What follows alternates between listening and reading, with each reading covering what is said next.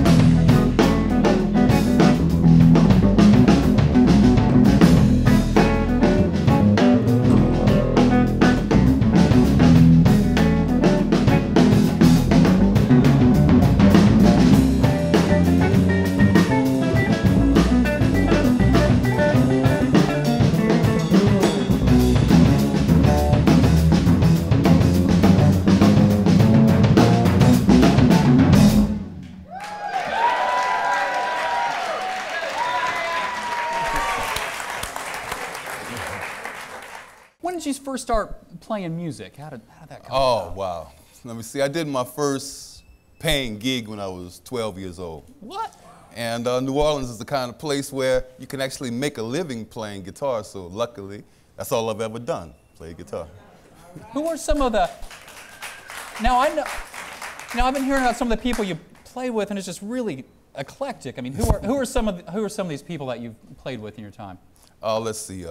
The band that recorded this song, Second Line Stop Incorporated. Mm-hmm. Okay, that was my band back in 1969, 70. Let's see. The Dirty Dozen. Yeah. I helped in the early stages of that group. You know, I'm on their first recording, Feet Don't Fail Me Now. All right. Dirty Dozen Brass Band.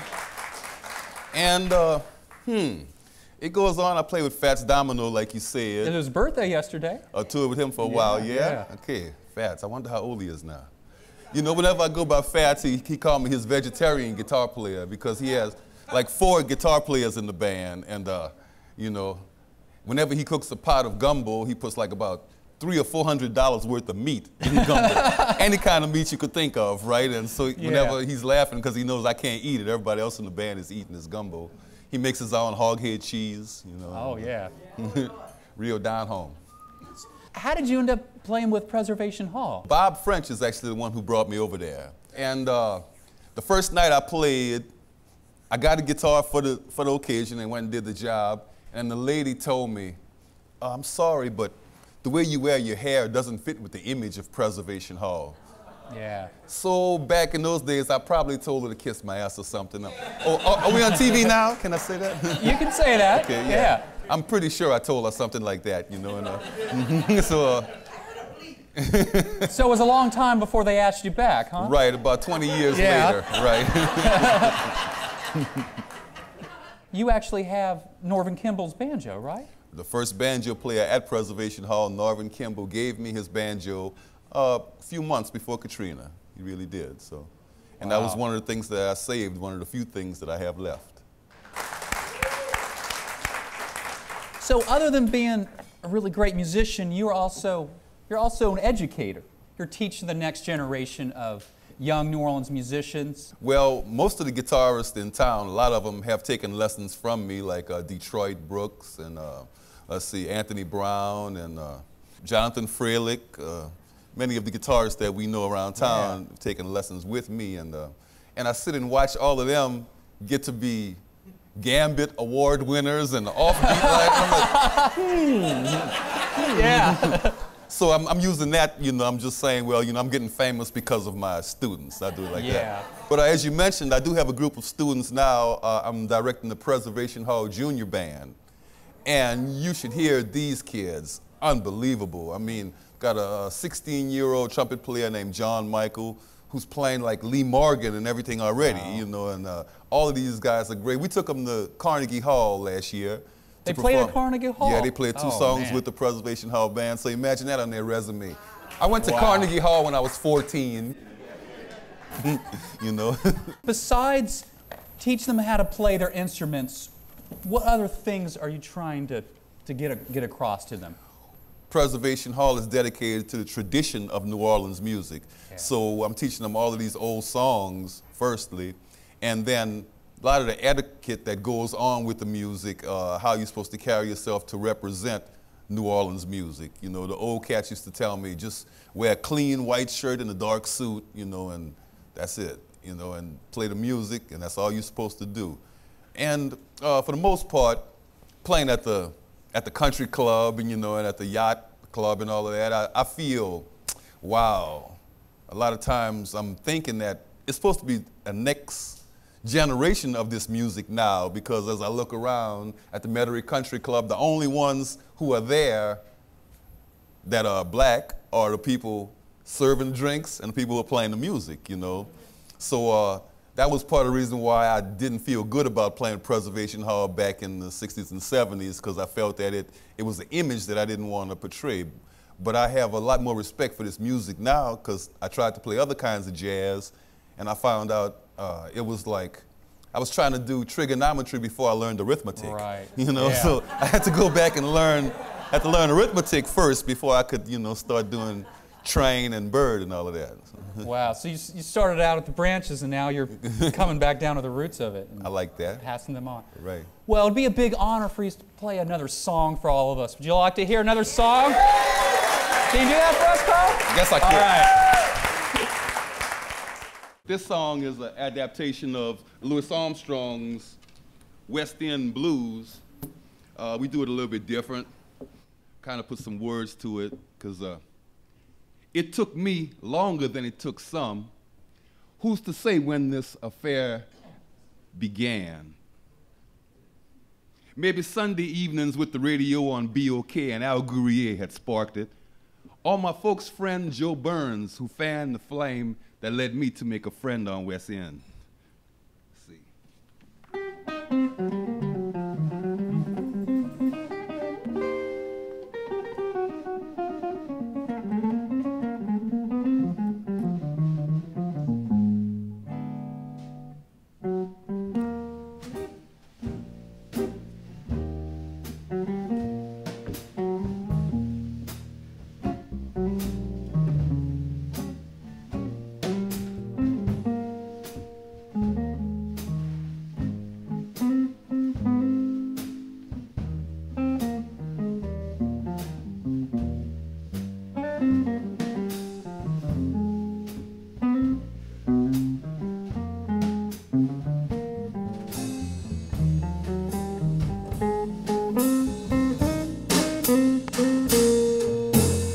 as I sit,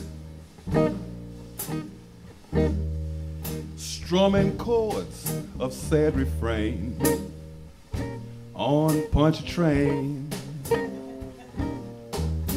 I just can't help but wonder if Satchmo played his riff in the moonlight on a night like this, by a seafood house where he couldn't get in, on sandy beaches and seawalls where he couldn't swim. That's why I'm drinking and thinking and making a friend with the blues on West End.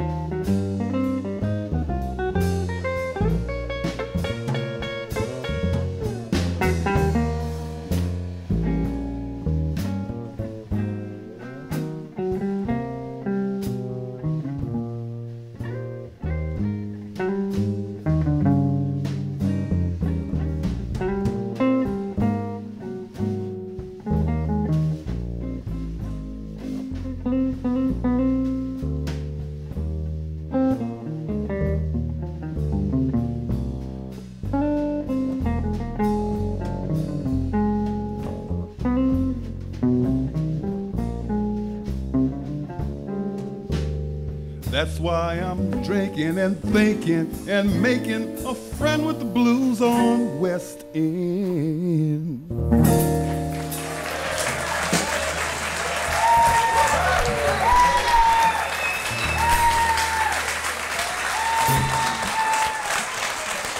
LeBlanc, everybody. Thank you so much for coming on our show. Another quick break, and we're going to be back with funny man Chris Champagne. So y'all don't go nowhere now.